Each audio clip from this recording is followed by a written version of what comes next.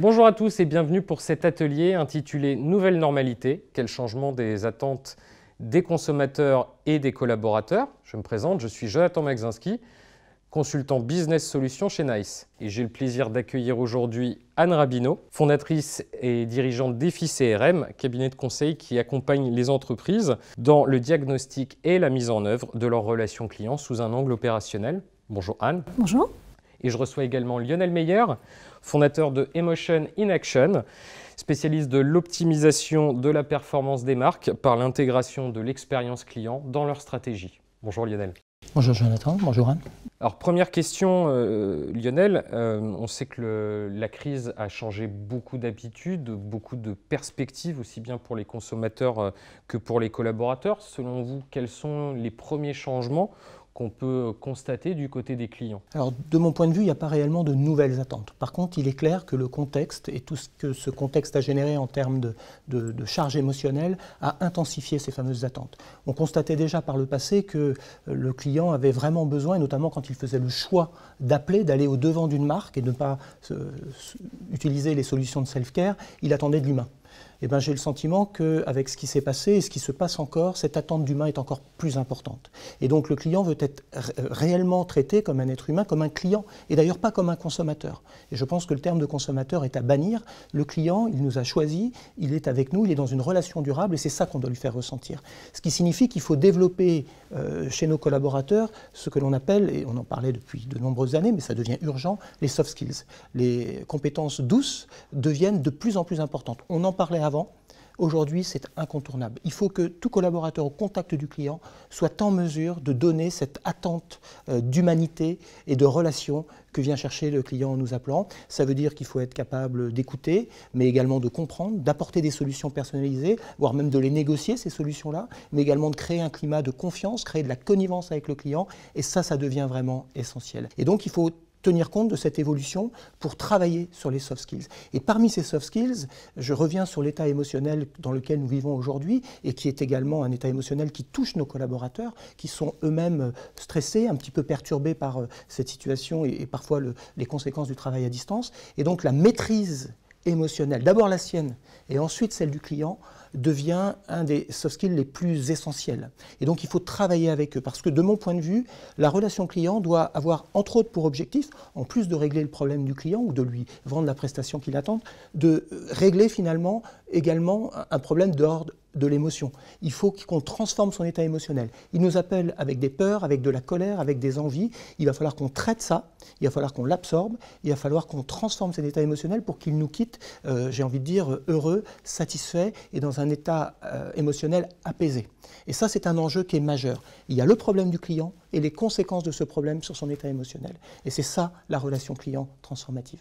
Je suis tout à fait d'accord. Je pense que les attentes, elles n'ont pas changé, elles sont juste exacerbées. Aujourd'hui, les clients, ils attendent qu'on leur réponde évidemment, mais qu'on personnalise la réponse à leur situation, qu'on contextualise vraiment leur situation et que la réponse ne soit pas la même pour tout le monde. D'un point de vue joignabilité et rapidité, aujourd'hui, les clients, ils sont revenus à leurs attentes d'avant. Ils ont toléré tout au début du confinement, une certaine baisse, une dégradation de la joignabilité ou de la rapidité de réponse. Mais là, on est 7 mois après le début du confinement. C'est un temps largement suffisant, d'après les clients, pour que les entreprises se soient organisées et puis mettre en place à nouveau l'organisation adéquate et faire en sorte qu'ils soient revenus à leur niveau de qualité d'avant la crise. Et justement, quel changement vis-à-vis des attentes des consommateurs, vis-à-vis des collaborateurs? Alors, les collaborateurs, eux aussi, ils ont besoin d'avoir du sens, encore plus aujourd'hui. Ils attendent que le manager s'adapte à leur situation. Donc, ils vont être vraiment en demande d'adaptation, d'être du sur-mesure aussi. Je crois aussi qu'on a beaucoup parlé de première ligne. et finalement on pensait au personnel médical, mais toutes ces personnes qui étaient au téléphone et répondaient aux clients étaient également en première ligne et ils ont dû assurer un service. Et c'est vrai que finalement leur rôle dans l'entreprise a peut-être un petit peu évolué parce qu'ils ont été les sauveurs en quelque sorte d'une situation qui était un peu compromise, et il faut que ce sentiment d'être important, de jouer un rôle important, on arrive à le maintenir et pas retourner dans une espèce de banalité où finalement on est à nouveau dans de la prod, à nouveau dans des choses un peu terre à terre, un peu business. Ça veut pas dire que le business doit disparaître, mais ça veut dire que cette considération qu'on leur a donnée, qu'ils ont reçue de la part également du client, il va falloir l'entretenir. Et justement, par rapport à ce changement en termes de management, comment vous voyez cette évolution d'un management de KPI, de productivité, d'indicateurs très chiffrés, vers ce suivi effectivement de qualité et de notion d'engagement client, d'expérience consommateur? Alors, cette prise en compte des soft skills au niveau de management, elle est très disparate d'une entreprise à l'autre. Il y a des entreprises qui se sont complètement emparées du sujet bien avant la crise, hein, c'était déjà un sujet, et puis d'autres qui sont passées à côté ou qui n'ont pas pris l'importance du sujet. Ce que la crise a révélé, c'est que ces entreprises qui ne s'étaient pas encore emparées de ce sujet, là, se sont dit, bon, il faut faire la différence, il faut faire attention à ça. C'est vraiment un mouvement aujourd'hui d'ampleur. Tout le monde est en quête de sens et de personnalisation, mais à outrance. Et donc, aujourd'hui, les entreprises cherchent à mettre ça en place. Alors, c'est facile à dire, c'est moins facile à mettre en œuvre. Moi, je fais exactement le même constat qu'Anne, et je rajouterais que c'est peut-être plus compliqué que dans d'autres pays, je parle de la France, parce que de mon point de vue, il y a une forme presque de handicap collectif en matière d'émotion. C'est un sujet qui n'existe pas dans notre système d'éducation. Et même dans la famille, c'est un peu compliqué, à moins de faire des études spécialisées. Les émotions, c'est la poésie, c'est la littérature. Et donc, il ne faut pas s'étonner que dans les entreprises, ce soit un sujet qui soit un petit peu délicat et que les managers ne se sentent pas tout à fait à l'aise pour développer les compétences émotionnelles de leurs collaborateurs, les évaluer. Et c'est pour cette raison aussi que ces compétences émotionnelles, ces soft skills, sont un petit peu absentes, y compris des définitions de fonction de bon nombre de collaborateurs. Donc je crois qu'il faut tenir compte de ça, et puis il faut donner des outils aux managers. Les managers, en plus, ont le sentiment qu'on touche à l'intime. Parce que les émotions, c'est moi, c'est vous, c'est quelque chose qui est presque intrusif que d'aborder ces sujets-là. Et donc il va falloir dépasser ça, également leur donner les moyens de trouver des techniques qui leur permettent de pouvoir évaluer, se sentir compétent, se sentir légitime. Autant quand j'accompagne une compétence technique ou un savoir, je peux vérifier. C'est oui, c'est non, c'est fait, c'est pas fait. En matière de soft skills, c'est beaucoup plus subtil. Et je crois que la technologie, l'intelligence artificielle est un des moyens pour aider justement les managers et les collaborateurs qui vont être en capacité également d'avoir une analyse de leur propre performance. C'est vraiment un enjeu majeur dans les prochaines années. C'est quelque chose que vous voyez aussi, Anne, sur la manière dont on va accompagner nos collaborateurs et, de manière générale, le processus de management de la qualité ? Oui, oui, bien sûr. Alors, aujourd'hui, il y a plusieurs recommandations que nous, on peut faire aux clients qu'on accompagne. La première chose, c'est de travailler sur qu'est-ce qu'on considère comme étant la bonne émotion, la bonne posture qu'on doit avoir en tant que conseiller auprès des clients. Et donc ça, ce référentiel qui doit être co-construit, il faut pouvoir y associer toutes les parties prenantes, donc les conseillers, les managers, les formateurs, la direction. Les conseillers et les managers, qui soient d'ailleurs en interne ou en externe, en outsourcé. Il faut aussi permettre donc de mesurer tout ça. Et puis, un point qui est très important à mon sens, c'est de permettre aux collaborateurs de s'auto-évaluer et de leur donner les outils pour qu'ils puissent se réécouter, se relire, etc. et pouvoir voir finalement et porter un regard critique sur leur performance. J'ajouterais, si je peux me permettre, deux choses. D'abord, dans la mesure, il y a ce que dit le collaborateur, mais il y a surtout également ce que dit le client. Et à un moment donné, écouter le ressenti client quand il l'exprime, et notamment à la fin d'un échange avec un collaborateur, c'est souvent le meilleur moyen de percevoir s'il y a justement eu cette relation client transformative et s'il nous quitte dans un bon état émotionnel. Donc ça me paraît être un élément excessivement important et je pense qu'effectivement, il faut porter un regard un petit peu différent sur ces sujets. Ce que je crois aussi important, c'est qu'il faut inviter le collaborateur, avec à bon escient, être capable lui-même d'exprimer ses émotions. Je prends juste un exemple tout simple. On peut être confronté face à un client à des propos parfois agressifs, qui peuvent être touchants, qui peuvent être blessants. Je pense que dans ces circonstances-là, un petit peu tendues, dire aux collaborateurs « n'hésitez pas à exprimer votre ressenti au niveau du client en disant à ce client-là, en toute politesse, ce que vous me dites me blesse, me touche », c'est remettre le client dans une relation d'empathie avec vous-même. Et donc finalement, ces émotions permettent de régler énormément de situations dès lors qu'on les assume. Merci. Troisième et dernier sujet que je voulais aborder avec vous, c'est notamment le changement en termes d'habitude de contact. On sait que le canal voix reste toujours un canal très fort, que nos clients, les consommateurs, avaient des habitudes avant cette crise. Quel impact sur nos habitudes de contact et du coup, quel changement à adopter côté collaborateur? Anne? Alors, ce qu'on a constaté, en tout cas ce que la crise a pu révéler de façon flagrante, c'est que tous les acteurs qui avaient des solutions SaaS, cloud, ont très vite rebondi pour mettre en place le télétravail, alors que ceux qui n'avaient pas ce type de solution, ils ont été coincés et ont dû fermer purement et simplement la prise d'appel au moment où le télétravail a été contraint au moment du confinement. Et ils ont dû attendre qu'on puisse à nouveau revenir sur site pour pouvoir redémarrer les appels. Donc concrètement, ça c'est une vraie difficulté, ou en tout cas c'est une vraie chance pour les solutions cloud et SaaS. Après, sur les aspects pure organisation, on a aujourd'hui des collaborateurs qui sont à distance, sur lesquels c'est plus difficile pour un collaborateur de taper sur l'épaule de son manager ou d'un collègue pour avoir une réponse. Et donc, cette distanciation physique, il a fallu la compenser et les entreprises ont pu mettre en place des outils de chat interne, ont pu permettre de mettre en place des visios ou des débriefs par visio, par téléphone. Voilà, donc dans la difficulté, les entreprises ont réussi à se réajuster par rapport à ça.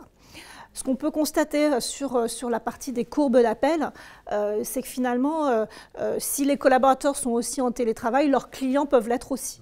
Et donc finalement, les habitudes d'appel ou de contact, parce que ce n'est pas que des appels, qui étaient plutôt un pic le matin, un autre après déjeuner et un autre en fin de journée, finalement ont tendance un tout petit peu à se lisser pour pouvoir finalement être plus répartis sur la journée. Je partage l'avis d'Anne et c'est vrai que finalement ça offre aussi des opportunités pour proposer aux collaborateurs de nouvelles souplesses qui leur permettront encore une fois de mieux concilier vie professionnelle et vie personnelle tout en s'adaptant au rythme du client.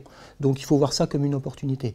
Ce que je voudrais également ajouter, et ce n'est pas forcément lié au rythme des appels clients, c'est vraiment un besoin qui va devenir de plus en plus important, qui est la mise en place de l'interlocuteur unique pour le client.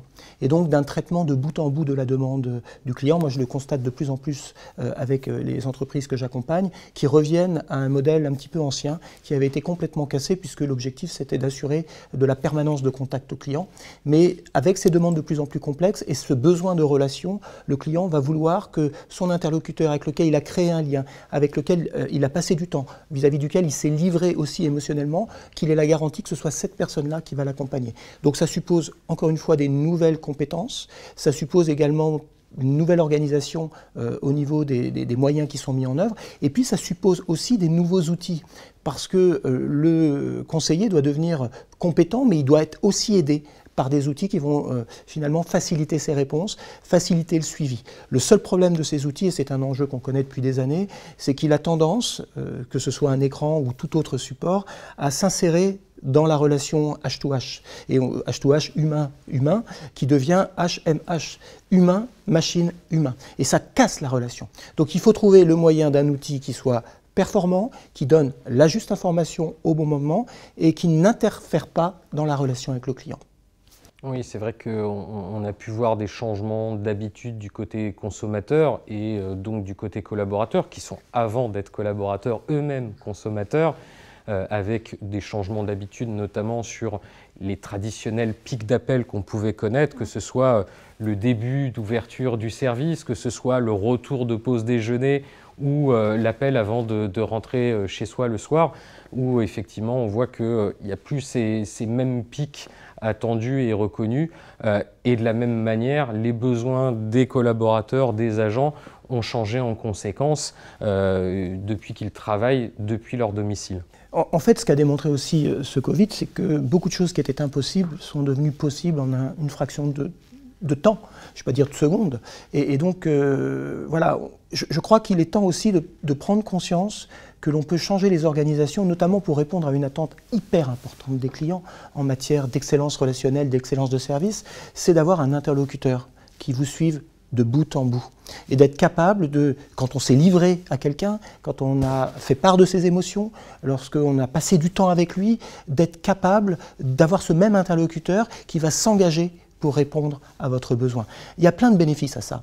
Il y a d'abord une optimisation parce que moins d'appels de la part du client et pas l'obligation de rappeler à chaque fois ce qu'il a vécu précédemment. Donc il y a une optimisation. Et puis il y a un engagement supérieur du collaborateur puisqu'il sait que quand il prend en charge la demande du client, il va devoir, dans la mesure de ses possibilités, le gérer de bout en bout jusqu'au bout. Donc il va devoir s'engager encore un peu plus. Maintenant, ça suppose des compétences et des soft skills, mais également au-delà de ça, des outils qui permettent d'ouvrir le champ du possible des réponses qu'un collaborateur peut apporter. Et là, il y a un enjeu important pour donner cette autonomie à ce collaborateur, pour qu'il soit en confiance, de créer des outils d'aide à la relation client qui ne viennent pas casser la relation, comme c'est trop souvent le cas. Le fameux écran dont on suit les coches, les questions et autres, c'est vraiment un outil d'aide qui vient non pas casser la relation, mais enrichir la relation. Merci à tous les deux. Pour clôturer cette session, j'aimerais vous poser deux questions. D'abord, la première, quelle est la pratique qui, pendant cette crise, vous a le plus marqué? Et deuxième question, quelle est celle que vous souhaiteriez promouvoir pour l'avenir? L'aspect qui m'a le plus marqué dans cette crise, c'est effectivement le maintien, ou en tout cas la volonté de maintenir le niveau d'exigence au niveau de la qualité. Aujourd'hui, il y a un média, un canal de contact qui est un peu roi aujourd'hui encore, c'est l'appel, le téléphone. Il est plutôt sous contrôle, la qualité est plutôt contrôlée sur les interactions par téléphone. Ça l'est beaucoup moins sur les mails, sur les chats, sur les messageries instantanées, sur les réseaux sociaux. Et nous, aujourd'hui, en tout cas, ce sur quoi on a beaucoup accompagné ces derniers temps les entreprises, c'est garder ce niveau d'exigence sur l'ensemble des canaux. Soit vous ouvrez un canal et vous êtes capable de maintenir ce niveau d'exigence en termes de qualité, soit si vous n'êtes pas prêt, n'ouvrez pas ce canal supplémentaire. Donc ça, c'est vraiment un point sur lequel on a accompagné. Alors oui, il y a eu une petite dégradation au début parce qu'il y avait cette nouvelle organisation à mettre en place, mais aujourd'hui, voilà, les entreprises souhaitent être revenues à niveau sur l'ensemble des canaux. Et puis la deuxième tendance qu'on voit arriver de plus en plus et que nous, on a envie d'accompagner, c'est certes, on mesure la qualité rendue par les collaborateurs, ce qu'ils font, l'application, l'émotion, le ton, l'attitude, la posture. Mais ce qui est très intéressant, c'est surtout de demander l'avis du client et de lui demander voilà, comment lui, il a perçu cette interaction. Et aujourd'hui, il y a de plus en plus d'entreprises qui s'emparent du sujet, qui vont mettre en place des enquêtes de satisfaction post-contact, des NPS. Alors, voilà, il y a plein de termes différents. L'idée, c'est derrière de vraiment mesurer la perception du client. Et alors, on en parle beaucoup, il y en a peu qui le font. Et l'idée, c'est d'enclencher un peu plus ce mouvement et de faire en sorte que cette mesure de satisfaction, donc perçue par le client final, elle puisse servir évidemment comme un indicateur de performance, mais qu'elle soit animée au niveau des acteurs et des parties prenantes de la relation client, et puis qu'elle soit éventuellement un élément d'incentive et qu'elle rentre dans le calcul de la rémunération variable, par exemple, des collaborateurs qui servent la relation client. Oui, afin de donner du sens et d'impliquer les collaborateurs. Exactement.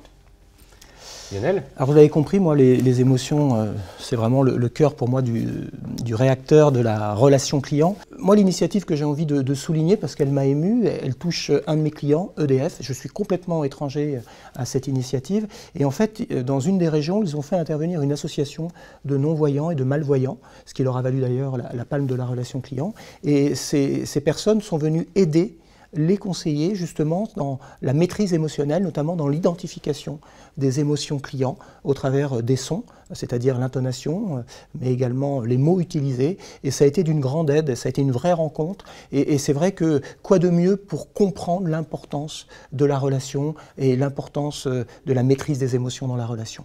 Donc ça, c'est l'initiative qui m'a marqué. Après, qu'est-ce que j'aimerais voir développer dans les entreprises? On parle beaucoup de sens, on parle beaucoup d'engagement des entreprises, de valeurs. Et je trouve que ces éléments-là, on n'a pas su aujourd'hui dans la majorité des entreprises les retranscrire dans la relation.